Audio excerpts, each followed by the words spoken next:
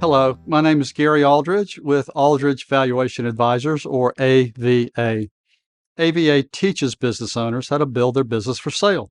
To do this, I've developed Build for Sale, an online course based on my 30 years experience. Each chapter contains real-world examples of situations I've encountered, solutions implemented, and results achieved. Are you ready? Let's dive in. Download the resource below and let's walk through this lesson together. The first thing you need to do is change your mindset. To do this, I want you to think differently about your business in ways unlike you have in the past.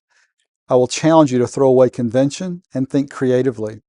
If you want to keep doing what you've been doing and accept the status quo, then this is probably not for you. Are you ready? Okay, let's get started. Remember when you were a kid? Did you have an Etch-a-Sketch toy?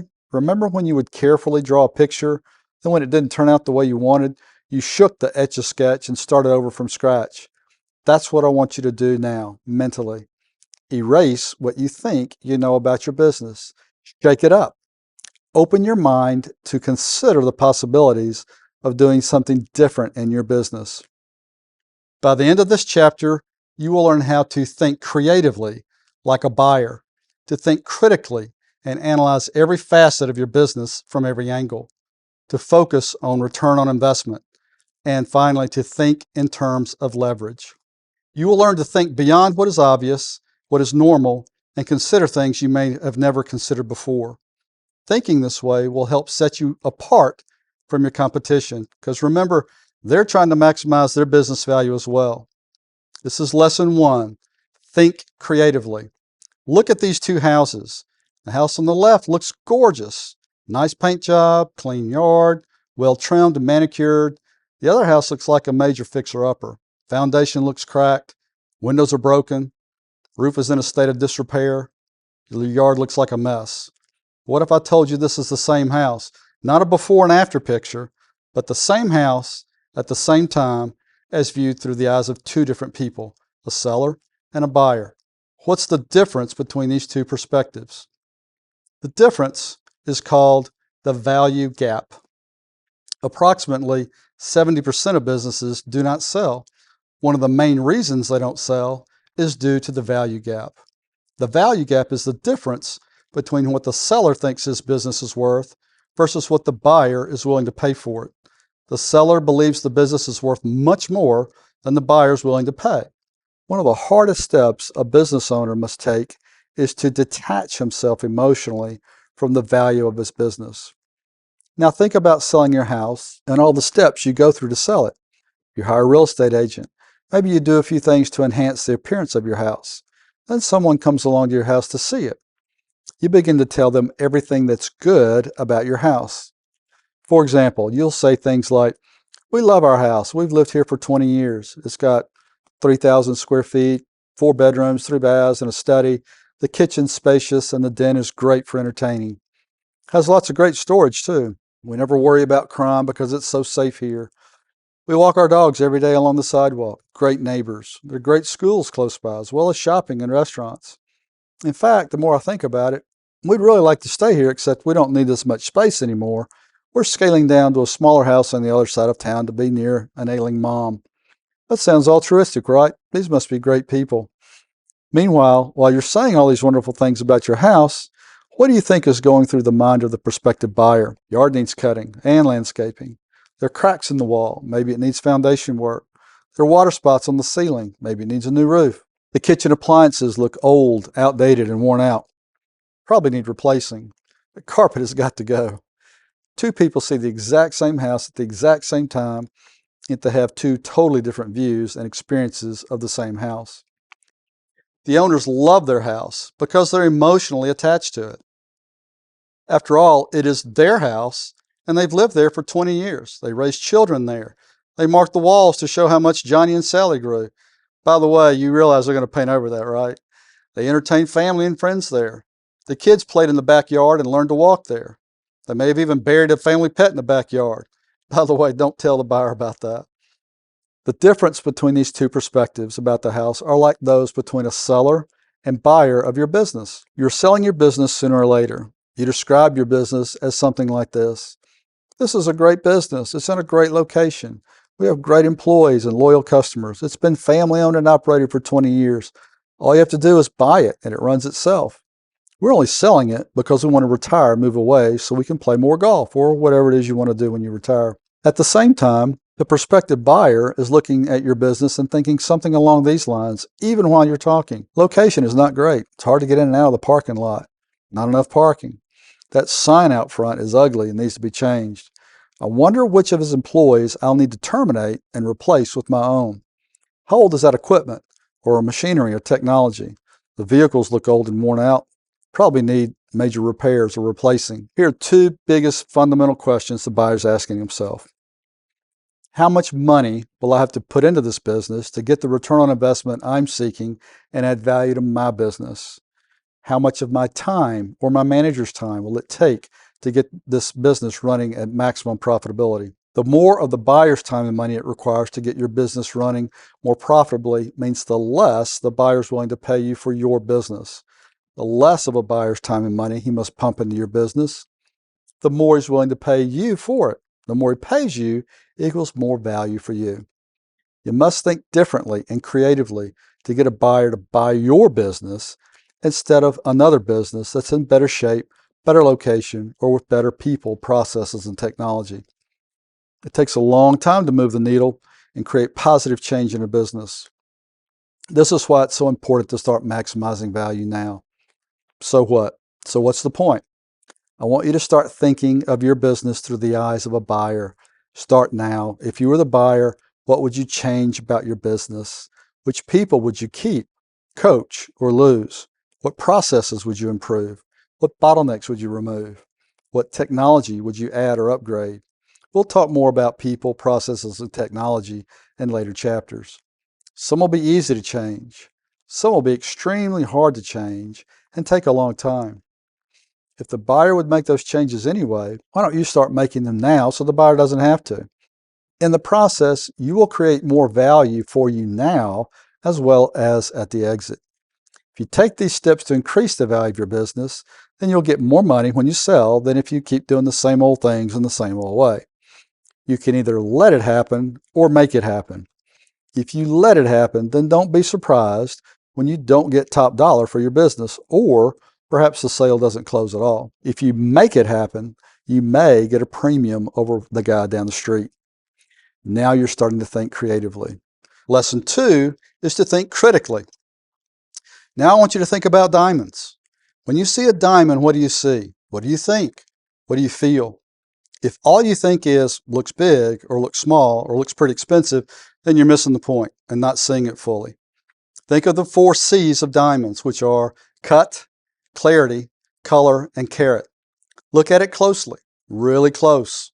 Closer still, look at one facet. What type of cut is it? What shape? What colors do you see? How clear is it? Do you see any flaws? Where? See through the facet inside the diamond. What do you see? Now, just when you think you've examined the diamond through one facet thoroughly, then turn the diamond ever so slightly and start the process all over again through another facet, another point of view. So what? What's the point? I want you to look at your business like you learned to look at the diamond. Start at the top of your profit and loss statement, your P&L or income statement. Go down one line at a time. Take your time. Examine it. Analyze it thoroughly. Get your team to do the same with you. Take the time needed to thoroughly analyze and dissect each line item one at a time. Just when you think you can't focus on that line item anymore, look at it from a different angle, a different point of view, and restart the process. Remember, we need to get your team to start thinking differently too. It may take your team a while to start thinking this way. After all, you had to learn, didn't you? Some will get it faster than others. Some may not. Some employees just want a paycheck. Be patient and be persistent. Teach them that this is the new way of doing business. After you get through the P&L or income statement, then I want you to focus on the balance sheet. In my experience, most business owners focus almost entirely on the P&L and pay little attention, if any, to the balance sheet. That's like coaching your offense while ignoring your defense and special teams. I've tried to cover the balance sheet with business owners, but I can tell by their body language that they're simply not interested. That's okay. Just remember, your competition down the street, they're studying his or her balance sheet hard. You want them to get ahead of you? Now you're starting to think critically. Here's lesson 3. Focus on return on investment, or ROI. Now that you're thinking creatively and critically, I want you to focus on return on investment. Every time you see a dollar enter or leave your business, think, how much ROI am I getting for that dollar? Think of every cash outflow as an investment. Think of every cash inflow as return on investment. Start at the top of your P&L, go down line by line. Ask questions, listen, and challenge everything. Do not accept the status quo. When you ask the question, why do we do it like that? And your team answers by saying, because we've always done it that way, then change it. Challenge your team to think of new ways to improve processes and profitability. How can we do this better? By saving money, expense, or time. Don't do it for them. Let them think through it on their own. Empower them. Encourage them. Give them time, but hold them accountable. It may take time for some people to think in these new ways. Some may accept the challenge, be proactive, and start thinking more creatively. Others may not. It can be invigorating for your team to start thinking creatively. This allows them to develop their skills and bring ideas for change and grow within your business. Now you're focusing more about return on investment. Here's a key point. Think about the impact on value creation if we can get your team thinking creatively, critically, and in terms of return on investment like you are now. Here's lesson 4. Think leverage. Now we must leverage you. By leveraging you, I mean we need to utilize people, processes, or technology to get more goods and services delivered through your pipeline to customers with less effort, stress, and cost to you. Your team may include employees or independent contractors that you utilize for certain functions. This is applicable regardless of the size of your business or when you plan to sell. Ask questions. Be curious about their questions. Listen actively. Listening is one of the great lost communication skills. Encourage them. Praise them for trying. Don't criticize them for failing. If you criticize them for failing, then you're back to working alone again, and your value balloon just bursts. In fact, if you praise them despite failing, you'll remove the fear of failure and benefit even more. Even if you don't like their ideas, try it if at all possible. Even if it doesn't work, you can always change it back later. They will see you as listening to them and valuing their input. They will perceive themselves as being part of your team versus collecting a paycheck. This is a powerful change of mindset. Here's a story for you. Andrew Carnegie was one of the wealthiest men in American history. His net worth would have been about $370 billion in today's dollars, easily making him the wealthiest man in the world today by far. He routinely visited various processes in his business at odd times, not to catch people doing something wrong, but to ask them for their thoughts. He valued their input and feedback. Why do you do it this way? Do you think this is the best way to do this? If you could do it differently, what would you do? Why? Carnegie asked. He listened. He changed and changed until it got better and better. He never rested on his laurels. By doing this, he taught his team to think, to challenge everything all the time. So the next time someone on your team asks, how much does this cost? You change the narrative by asking, what is the return on investment? When you keep asking this over and over, your team will begin to look at all expenses as investments, to look at revenue as return on investment. Your business will grow. Your business value will grow.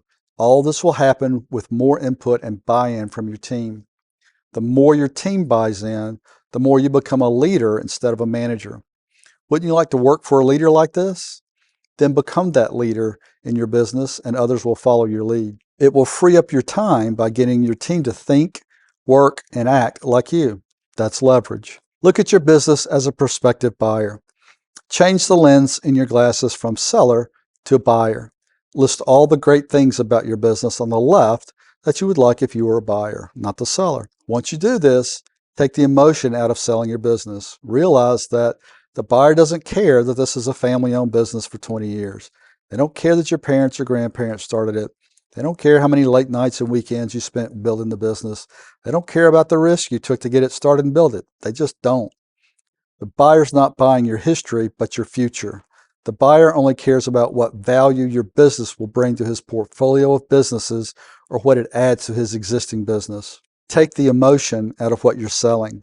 Go back to the list you just created and literally cross out items listed mostly due to emotion, because the buyer will. Getting emotionally detached from your business so you can see it in a whole new context may be the most difficult step in this whole process. It may take you some time, but when you get there, it will open your eyes to what will drive up the value of your business beyond what you previously thought. Now that you've listed all the positives, start listing all the negatives on the right side. When I say negative, I mean be constructively negative. Ask yourself questions such as, how scalable is my business? How much of my business is dependent on me? What people would I keep, coach, or lose? What equipment would I change or upgrade? How would I increase my gross profit? How would I increase the return on investment from my sales and marketing expenses? How would I trim my general and administrative expenses?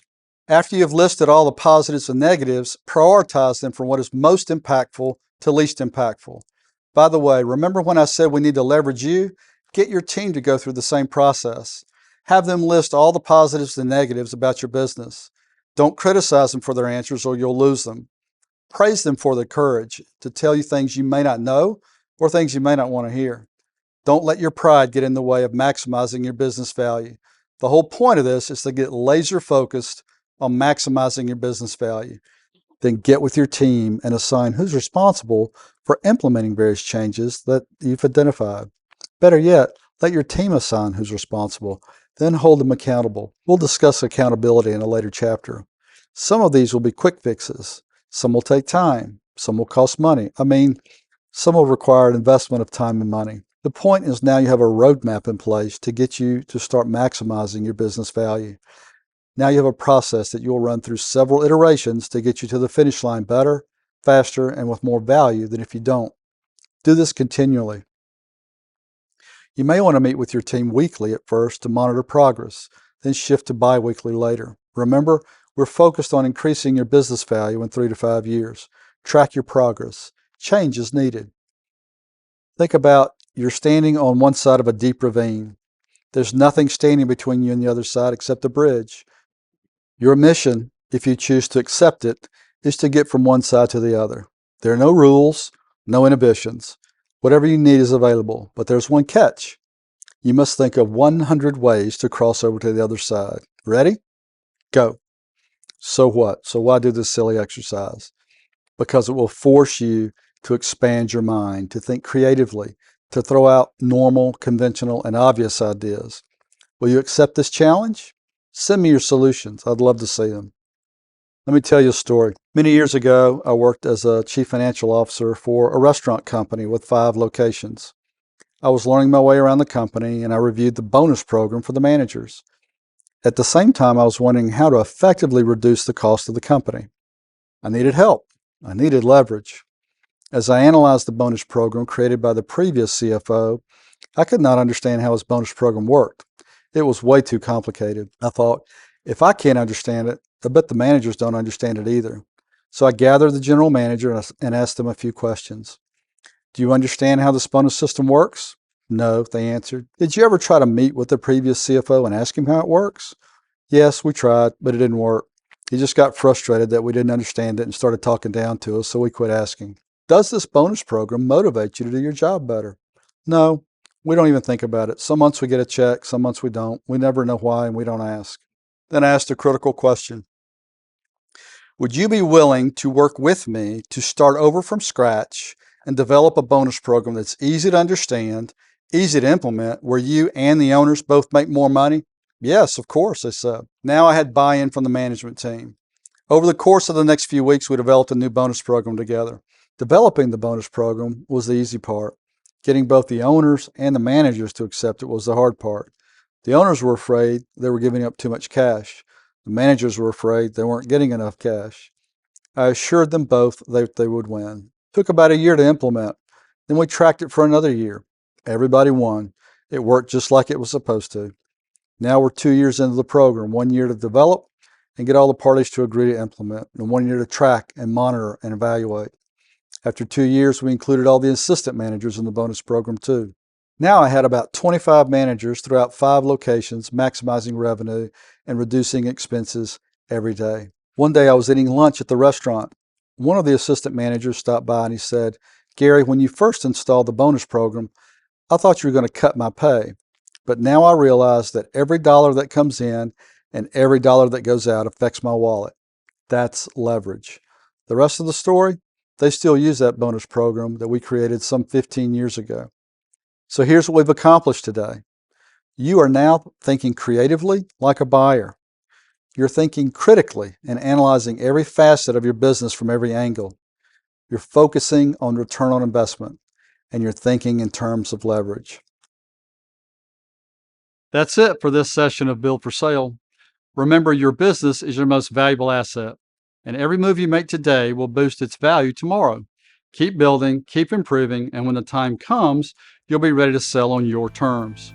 You're now well on your way to maximizing the value of your business. See you at the next session.